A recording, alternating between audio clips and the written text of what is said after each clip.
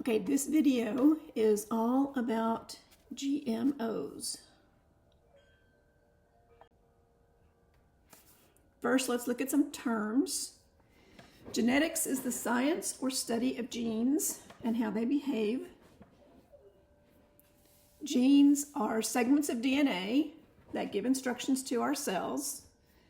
Usually they're telling the cell how to make a certain protein or several proteins needed for specific biological pathways and processes. Some things to know are that every cell in our body actually contains a complete DNA blueprint. So that means that cell can be any type of cell. And then the genes actually control what the cell type and function is. So when that cell first starts out, it could be part of your eye, part of your liver, part of your skin, and genes are what tell it what to do and what function to be. Genes also control physical characteristics and traits, and they control the cell life cycle, which is when it should reproduce, when it should grow, when it should die. Hybridization refers to genetic combinations that promote a desirable characteristic or trait or remove an undesirable characteristic or trait. Note that those characteristics or traits are native to the organism. So we're not, creating a blue dinosaur or something like that. Crossbreeding refers to the process of mating genetically different but purebred organisms to produce offspring with a combination of traits from both parents. Again, probably trying to get something desirable here. Refers to organisms that are within the same kingdom and species. So when we talk about genetic engineering and modification, we are not talking about crossbreeding and hybridization, which have been around forever. Genetic modification or genetic engineering is a process that uses different laboratory techniques and technologies to alter the DNA of an organism. They do that by either changing, deleting, or adding. And so the different types might be gene knockout, gene knock-in, a deletion mutation, an insertion mutation, a substitution mutation, or a point mutation. Genetic modification or engineering includes temporary or permanent insertion of foreign DNA from a different organism. So this organism that has been modified may also be called transgenic. Mixing DNA from multiple sources, which is typically not found in nature, again, it's a laboratory technique. It's also referred to as recombinant DNA. Organisms that have been genetically modified are called GMOs, genetically modified organisms. Gene editing is different from genetic engineering. Editing uses proteins from the same organism to alter the phenotype, which is physical characteristics, or the genotype, which is genetic makeup. How is genetic modification used? It's used in crop engineering. It's used in the modification of animals for food production. It's used in vaccine development. It's used in gene therapy to help treat or prevent genetic diseases, whether they're inherited or acquired. It's used in biomanufacturing, things like pharmaceuticals, proteins for supplements and foods, and enzymes. It's used in the creation of model animals and cell lines, again, for research purposes, and research into gene function and fluorescent reporters. The ones that are starred on here are ways that directly affect our food supply. So within our food supply, genetic engineering is proposed as being useful for a number of reasons: to promote accelerated growth, to increase or improve nutritional content, to improve sustainability of food, to provide pest and weed resistance, to introduce easier farming practices.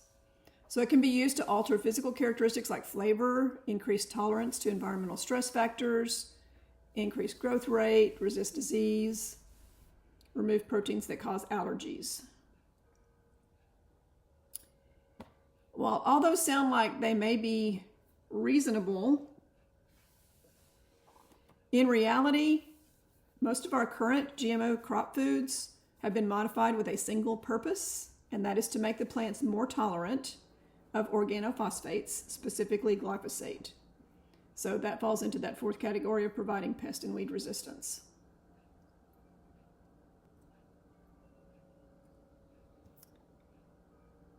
This is from the FDA.gov website. In 2020, 94% of the U.S. soybean crop was GMO, mostly used to make soybean oil and as ingredients in processed foods like lecithin, emulsifiers, also to feed animals.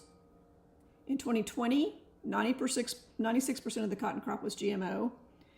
This was created to be resistant to bollworms, and it's used mostly in the textile industry, but also to make cottonseed oil, which is in a lot of packaged foods, and may be used in restaurants for frying, also as food for animals. 92% of the corn crop was GMO, primarily created to resist insect and weeds by adding a foreign protein that's toxic to the insects, making it resistant to organophosphates. This is used in processed food ingredients like cornstarch, corn syrup and high fructose corn syrup, and corn oil, also used as food for livestock and poultry. In 2013, 95% of the canola crop was GMO, again, created to be resistant to herbicides or weeds. This is used in making cooking oil and margarines, as well as seed meal for foods for animals. And then in 2013, almost 100% of the sugar beet crop was GMO. Again, this crop was created to be resistant to herbicides and used to make granulated sugar. Other food products that may be genetically modified include potatoes, papaya, summer squash, alfalfa, apples, tomatoes, pink pineapple, salmon, and pigs.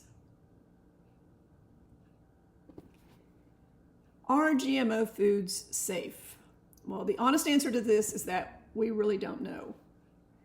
GMO foods come under the purview of the FDA, the EPA, and the USDA to ensure that they're safe for the food supply and they're safe for the environment.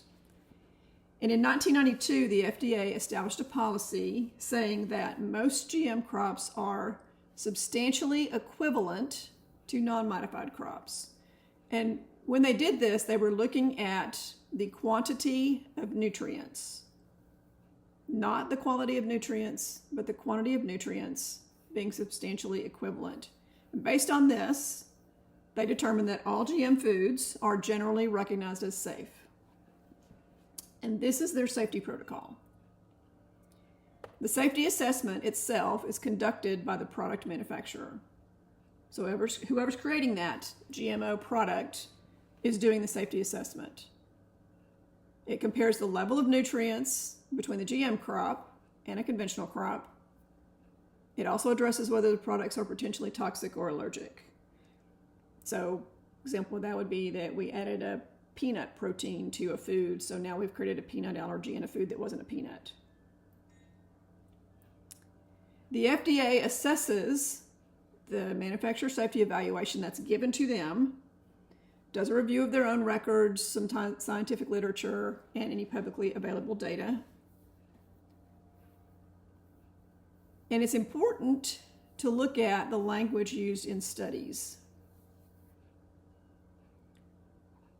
Articles promoting or defending GMOs, particularly in the food supply, state that there is no evidence of harmful health effects to humans.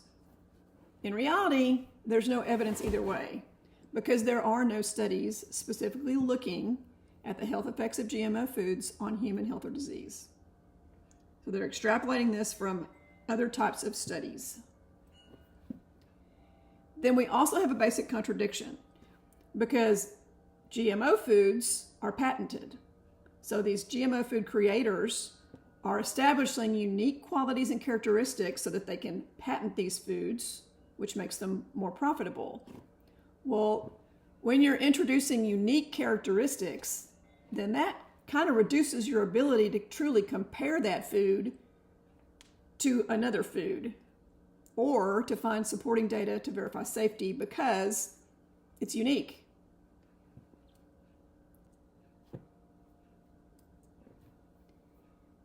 So some of the consequences that we need to consider are that genes rarely act alone. They usually act in combination or they have synergy with other genes. And in fact, experiments to give certain GMO crops traits, they've encountered challenges to identify all of the genes involved.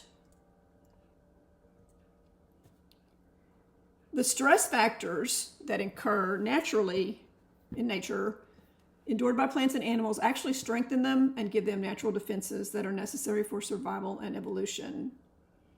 They also affect the flavor and nutrient quality of those plants. So an example of this, a jalapeno pepper. If you buy a jalapeno pepper that has a lot of those little scars on it, then it's got more flavor, it's got more heat, and those scars indicate that it had to defend itself against something. So it was more resilient. It overcame the stress, so it's a more nutritious and a hotter pepper. If you put genetically modified defenses into a plant, then it doesn't endure those stresses. Also, accelerating the growth cycle of a plant or animal will usually impact nutritional value negatively. The biggest thing here is that this is really, really new science. So GMOs were actually introduced to the food supply in the early 90s, but we didn't even map the human genome until 2003. And we began studying how those genes affect biological processes and how they relate to certain diseases and health conditions really in 10 years after that. So we're talking about science that is at most, from a human perspective, 20 years old. We don't know what we don't know. So it's impossible to know if these genetic foods are really detrimental to our health or not. It's just not there. Some of the studies that have been looked at, again, are not direct studies of GMO foods and their impact on health. There are very limited clinical studies of humans and the effects of GMO food consumption. There are some correlative and review type articles out there about it. And one in 2009 stated that the results of most studies with GM foods indicate that they may cause some common toxic effects on the liver, the pancreas, the kidneys, or even reproductive effects. They also may alter hematological, biochemical, and immunological parameters.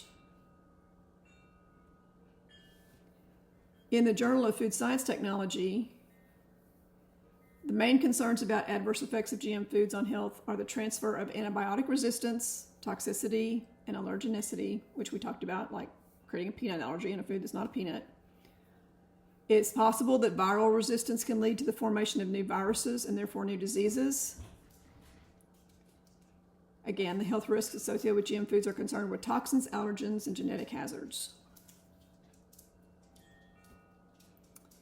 And then Environmental Sciences Europe, they did a review of different studies to try and find a correlation between genetically modified foods and health effects.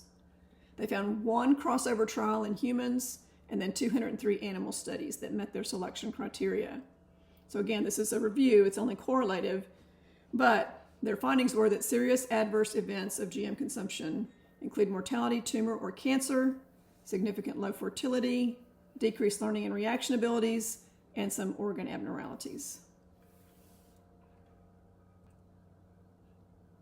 So if we think about genetic engineering and what it does, some of the potential health effects, well, for one, we're introducing a foreign protein.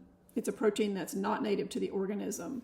So that foreign protein can be seen as an antigen that would initiate an immune response, contributing to systemic inflammation. The immune system may confuse a foreign protein with a protein in the body tissue, which initiates an autoimmune reaction. And indeed, we have seen an increase in both the number of autoimmune diseases and their incidence among people. At this point, it's estimated that about a quarter of the US population suffers from some type of an autoimmune disorder. Also, this foreign protein inserted into the amino acid production sequences could stop the sequence and reduce the availability of amino acids for building proteins. So what that basically means is our body produces the proteins that it believes it needs, and this could come in and stop us from producing enough of a certain protein that we need. Genetic modification techniques alter DNA, which causes gene mutations. Those altered genes in crops and foods are going to expand into the soil and water, contribute to increased risk of disease, lead to new viruses, and increased rates of viral mutations.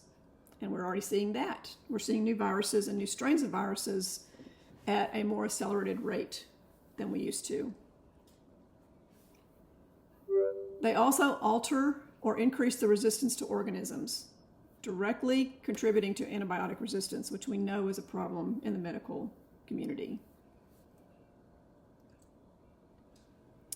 In fact, we have seen significant increases in rates of cancer, autoimmune disorders, asthma, allergies, and food sensitivities over the last 30 to 40 years. Again, correlative, not causative, but definitely food for thought.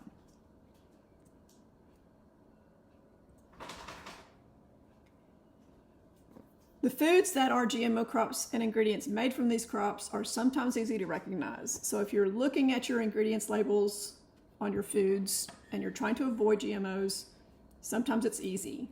If you see corn or anything made from corn as an ingredient, or soy, anything made from soy, canola, or cotton, then you know that there's a over 90% chance that that's genetically modified.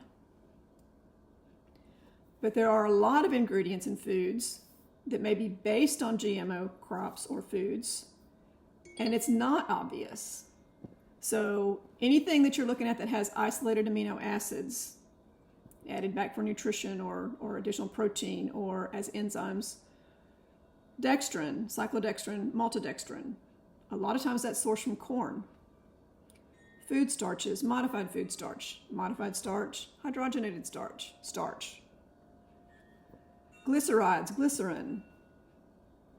Sugars, except for cane sugar. And then sugar alternatives like dextrose, fructose, glucose, maltose, trehalose. Anything from malt. Those sugar alcohols that we use as substitute sweeteners, typically derived from GMO crops. Artificial sweeteners, typically derived from GMO crops.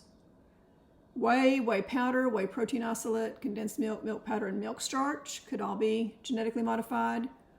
Added vitamins back in could be genetically modified. And then hydrolyzed vegetable protein or textured vegetable protein. So looking at those names, you can't tell what they came from, if they came from corn or soy or canola or something that was genetically modified. Which is why we need labeling. So in 2014, there were a handful of states that began passing their own labeling laws to require foods that contained GMOs to be labeled.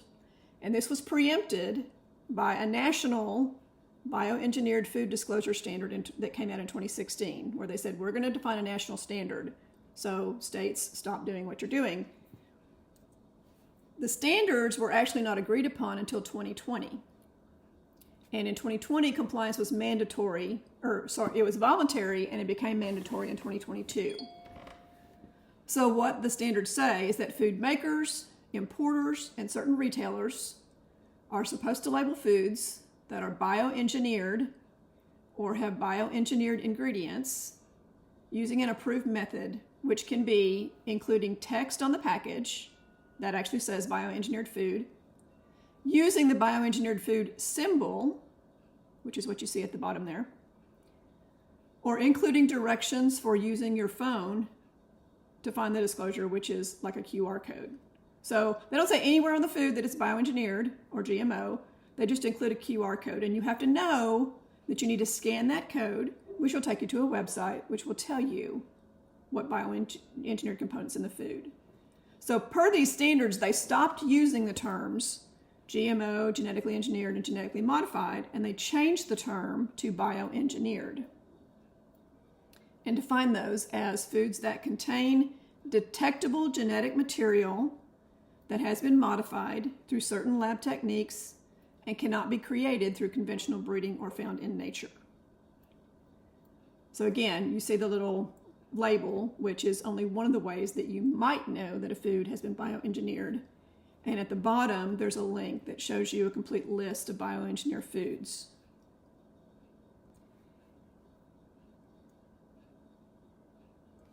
So we got to talk about glyphosate. Remember when we looked at, in the beginning, that list of reasons or ways that crops have typically been modified? And we said that in reality, most of the GMO crops out there have been modified for a single purpose, and that is to make them they can allow more application of glyphosate, basically. Glyphosate is an herbicide.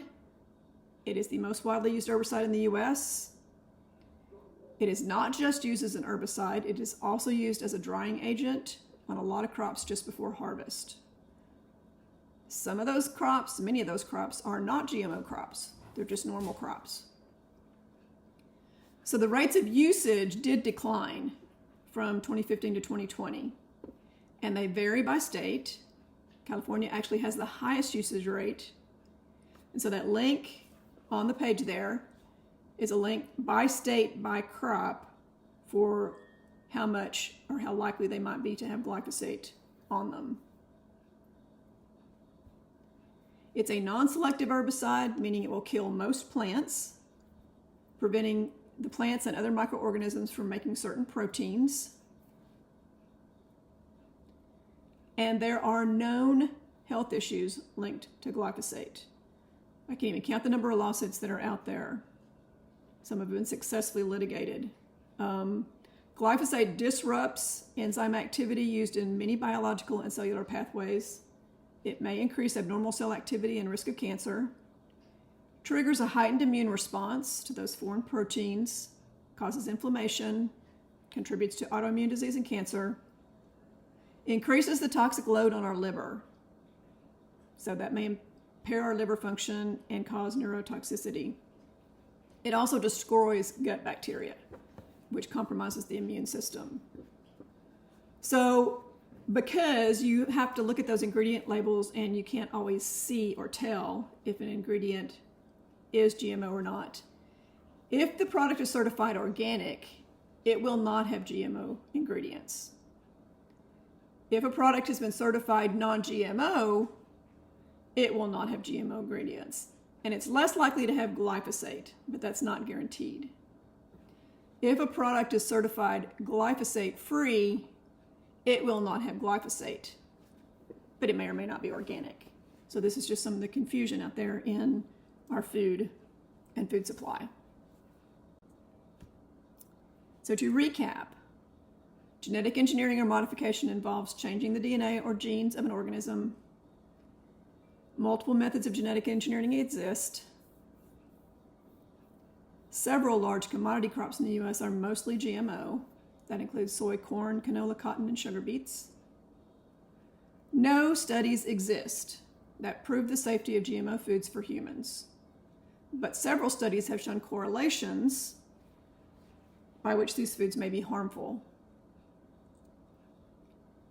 GMO foods are required to be labeled as bioengineered, but many of the ingredients in processed foods that are derived from these foods are not required to be labeled. Glyphosate is an herbicide used on GMO and other crops that has been proven to cause health issues to humans. So I'm going to stop here and give you a personal opinion.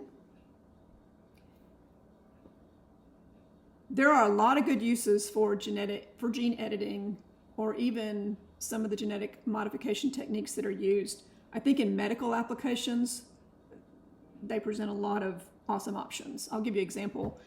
I read a study that was talking about the fact that about 20% of the people who are hearing impaired is because of a specific gene or protein that they're missing.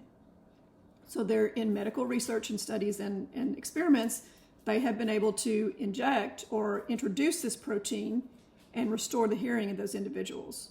well, that's an awesome way to use the technology. And in my opinion, that's the type of stuff we should be using it for.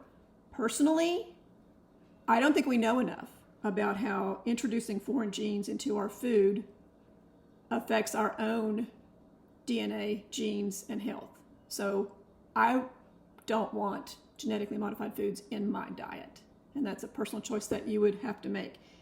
Like we showed, it can kind of be complicated to figure out how to avoid those. But again, if you're eating whole foods that you grow, or you know who grows them, or they're organic certified, then you're going to provide yourself the most protection. So hopefully this was educational and you learned something that can help you in your health journey. And again, remember, I'm not a medical professional or practitioner. I'm just trying to provide information to help people make their own choices. So thanks for attending, and check out some of the other videos on the channel.